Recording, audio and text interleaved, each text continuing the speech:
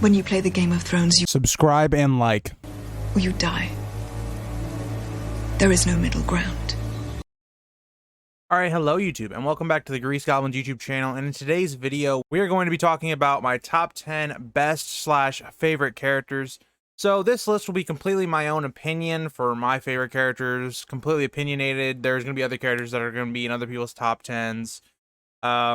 Notably, I'll say a few that aren't on my list that would be on others. Daenerys, for one, would be in a lot of people's list. She is not in mine. I feel like I've said that in a lot of videos. She's just not one of my favorite characters, but I definitely see why people do love her and stuff like that. But before we get into that, if you guys would like to subscribe, comment, and like for more of this type of content from me, it helps the channel grow, reach more people that might like this content as well. And let's get into it. So I have a few honorable mentions. My honorable mentions are going to be Theon, Oberyn, Blackfish, Varys, and then also I'm going to throw in Barristan in there. All of those are really cool characters. I love Theon, especially out of those characters. Theon and Oberyn, they both really are very complex characters. It's mainly Theon when I'm saying that. Goes from being a character that I just don't like, where he's really full of himself, kind of, just not a very likable character, I feel like, early on. And, we see him kind of have this kind of humbling, more or less, because he gets pretty much mutilated by Ramsay. And we see him trying to become his old self again, or at least a version of himself that, is actually a person and not Reek.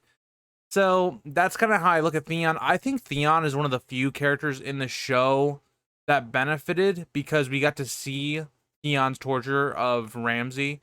Or no, Ramsay's torture of Theon, my bad. But yeah, because we really saw what he went through, and it helps you sympathize with him even more. But yeah, Oberyn, just a really cool character, really just an amazing character with all the things he's done. And him stepping in for Tyrion, really cool in the trial by combat. He's a really skilled warrior. Sad that we only got to see him for a little part of the series or the books. But again, very interesting character. The Blackfish, just a badass. Really the main, I would say Rob's biggest advisor, and how, he does a lot of his plans, helps win a lot of his big victories. Really good personality as well. Really interesting backstory between him and Hoster Tully. I'm going to do a video on Hoster Tully because Hoster Tully is really just a bad dude. Like, he's just a terrible guy. He forces people into relationships and stuff like that. But I'm not really going to talk about it in this video. Just, yeah, if you want to see that, it'll be out probably this week. Varys, I just think Varys is a very interesting character. I like that on the face value of it. He's like, I'm for the people, but in reality, if you look at a lot of his motives and stuff like that, and how he's doing the whole Aegon thing, he's really not for the people. Because if you look at how many rulers that had, peace or could have been having peace, that he's disrupted, like a Robert Baratheon, like even Tommen in the current story, where he could have had a lot of peace and would have been probably a stable king, as Varys even says to Kevin Lannister when he's killing him. So yeah, and then Barristan being the last honorable mention. Barristan to me is just another badass as well. He's probably the best swordsman, I would think, in the books at this, or not maybe at this point, but in his prime he was. As well as just being a really good advisor to Dany, being kind of like her only father figure. So I really like Barristan. I hope he lives on in the books for at least a little bit longer. I don't know if he's going to, though. I kind of would like Barristan to live on, but I don't know. Maybe this is George getting rid of another POV type character. So, yep. Number 10, I actually have Aegon/Fagon. I also want to point this out because his name reminded me. I'm doing a top 10 of the characters within the current, main story. So A Song of Ice and Fire, right? I'm not doing it as in taking all the characters from the Targaryens' history, all the older characters from the past.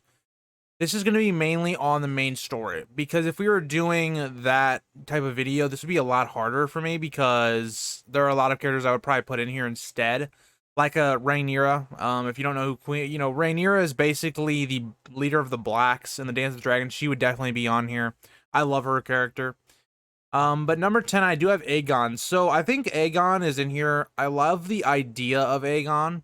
I love him as a character and how he kind of gives me a little bit of Robb Stark vibes, and as in He's very young, but he has a lot of good ideas, and he seems like a really good military, like, strategic person, along with John Connington, kind of John Connington being the Blackfish for Aegon. As we've seen, they've already taken Storm's End somehow. They'd already, taken a few of the Stormlands, cities and stuff like that, like Griffin's Roost and stuff like that. Also, the whole idea spiraling around Aegon that he is actually, a Blackfire, I think makes him a very intriguing character and is why he's in my top 10. I'm really interested to see where they go with his plot within the next book. But we'll see. Number 9 is Ned. So some people probably have Ned a little higher. Ned, for me, is a really fantastic protagonist for the first book, but he suffers a lot from a lot of the normal Stark problems and, who he trusts and all that. And we just don't see him that long, which, again, you could say, well, Aegon, you don't see that long either, but that's why he's down this low. Ned, for me, good character, very interesting. We see a lot of his backstory, and Ned is one of those characters that can probably only go up, because we'll see kind of more of him in Robert's Rebellion if stuff like that gets revealed on what his intentions were. If, he and he and Ashara more or less got together, or if it was just Rhaegar and Lyanna, and he kind of covered all that up and stuff like that. It'll be interesting to see, Ned going in the future of other books. But yeah, number 8 will be his bastard son, Jon Snow. So Jon Snow is a little lower for me just because he kind of, again, has the Stark syndrome, almost, just because of the idea that he kind of acts like Ned, especially later on in the books. But for the most part, really intriguing character, how we see that he just feels unloved, and the way Catelyn treats him, and he feels like he has no purpose. He goes to the wall and develops really as a man, as a character, leading, his brothers and stuff like that, everything with the wildlings. Jon is a very fascinating character, as in, like, he has a lot of this growth as a character that really we've come to love in A Song of Ice and Fire. But yeah, I have him a little bit lower because there's a lot more characters that I think have a lot. They're either, I have a personal bias on why I like them, or they have better character arcs, in my opinion, where they kind of change as a character. Number 7 is Tywin. So Tywin's usually not a character people like, but I think Tywin, for me, is just such an intriguing character. Everything with his backstory of how, his father was being kind of taken advantage of, and Tywin takes the mantle and just wipes out these houses for all the things they do to his family and stuff like that. And we see him become this person that is feared among all of Westeros, really. He's probably the most well-known person by the time of the main story, besides maybe Robert Baratheon, but he's up there. And we see how Tywin plays the game and gets power and becomes just kind of a badass. And then we see even that this spreads to his children, where his children are trying to be like him. Cersei trying to be like him, failing just miserably. Tyrion, who Tywin hates, that whole dynamic between Tyrion and Tywin, I think, is fascinating.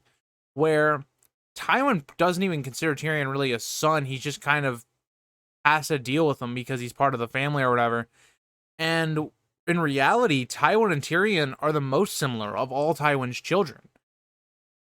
I don't know, I just think Tywin's a fascinating character. He's really cool to look at and just see what he does and how he kind of uses his power to gain more power, and how he acts in social situations, on how he gets what he wants and stuff like that.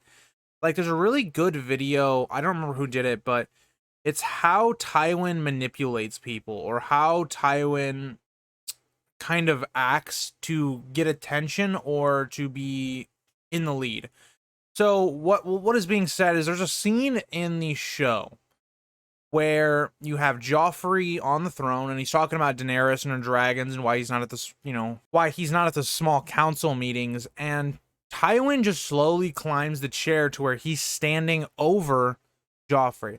And that's something that in psychology is a big thing, where usually you gain more power and stuff and have more chances of manipulating people to your side if you're standing above them and you're kind of over them while they're sitting down. So Tywin does that a lot, within the story, and we really see Tywin grow as a character. Well, not really grow, but we kind of learn more about Tywin that uncovers why he is how he is. But yeah, that is why Tywin is at number 7. Number 6, I have Arya. So Arya, for the most part, is just a badass. 2, I think her moral kind of battles going on right now in the books is really fascinating, and how, she's being told to kill people that don't necessarily deserve to be killed, and how Arya is kind of handling that and just saying, okay, this isn't right, or this, really interesting character. Also, all of her stuff within the Riverlands or with the Hound, just seeing the effects of war, and Arya coming, from being kind of an innocent girl who just was like a tomboy, just seeing all this horrible stuff in the world, and it kind of just changes her perspective on everything, really. She even gets to the point where she's almost at her family, and then George just rips her family away again. Heart-wrenching story from Arya. So that is why Arya is in number 6. She's also just a fantastic character, funny character. Yeah, nothing more else I'm going to say on that. Number 5 is going to be Jaime. Jaime, in my opinion, has the best character arc probably of the entire book, so that's why he's up here. He just becomes someone where he really is probably one of the most hated characters within the first 2 books, and we see his kind of arc kind of take a different turn. He comes to being a character where we understand why he does these things. We understand who he is as a person, and we understand why other characters felt like he was a bad dude, but they just didn't know the whole story, and Jaime never really told anyone, and he has his reasons. Jaime, to me, is on a really cool pace to where in the next 2 books, he could really be one of the heroes of the entire story, which I think is really good. And I think George cutting off his hand and giving Jaime, that time to reflect on what is he. He always was just that sword arm, that sword hand, right? And he becomes more of a general, a good, trying to become a better person, and I think that's really good for Jaime. And I think seeing the struggles of him not taking up arms against the Tullys and trying to keep that oath is also really good writing by George. Number 4, I have Davos. I think Davos is up here, one, because he is our Stannis POV, basically, and Stannis is my favorite character, as we'll see later on. But Davos is really just a weird character. He's a smuggler that gets risen all the way up to a knight, then to a lord, then basically hand to the king. It's really interesting to see how Davos gains power when he's not trying to gain power. And Davos is just one of the more wholesome characters, I think, within the entire books, where his kind of dynamic with Shireen is one of the most heartfelt relationships, and that's why I think when Shireen does die, because she will be burned, we know that for a fact. George told D&D that was going to happen. That is going to be just a gut punch when Davos finds out, and I hope we get his POV when he finds out, because I think he's going to be just broken. But yeah, Davos is on here kind of for all those reasons, and I really love Davos as a character. He just, when you have all these characters where they're high-born characters, or they're rich, or this, have someone that's more grounded in reality, or somebody you can kind of relate to in Davos, I think is really cool. So Davos is number 4. Number 3 is Tyrion. So Tyrion really is the only character of like the main 3 that's like in my top 5, because I think right now the main 3 would be Tyrion, Dany, and Jon. Tyrion, to me, has the second best character arc. He's a character that is deeply troubled when it gets to, the 5th book. And his whole character journey, seeing how he's discriminated against, more or less, how he deals with these situations, how he plays the game in book 2, how his mind works, how clever he is. He's a witty character. He has probably, if we were going to do a list of the top 50 best lines of the show, or not the show, the books, he would probably have a fair amount in there. And for all those reasons, Tyrion's up here. I don't really know how you can hate Tyrion. Maybe some of the actions he's done in the last book or in the future, because I do think Tyrion has a chance to be kind of a darker character for Dany to be kind of like that devil on her shoulder type character. We'll see what happens with Tyrion. But right now, he's number 3.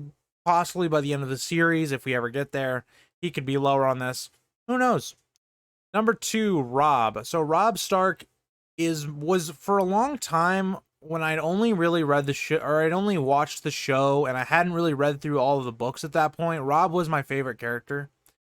I think him as a character, the whole story of avenging his father, being against all odds, because he definitely against just the Lannisters is underwhelmed, right? Like, he has a far, less forces than the Lannisters have at this point. And we see him come up with these brilliant strategies along with the Blackfish that are really awesome. And Robb as a character has a lot of these kind of moral dilemmas as well when it comes to him marrying Jane Westerling, because, he kind of has sex with her. And then you kind of, with Ned Stark Law, because that's, who his father is, has to marry her. He doesn't want to be kind of despoiling her and then just leaving, which, again, big error by him. And we see Robb is this character that he wins every battle but ends up losing,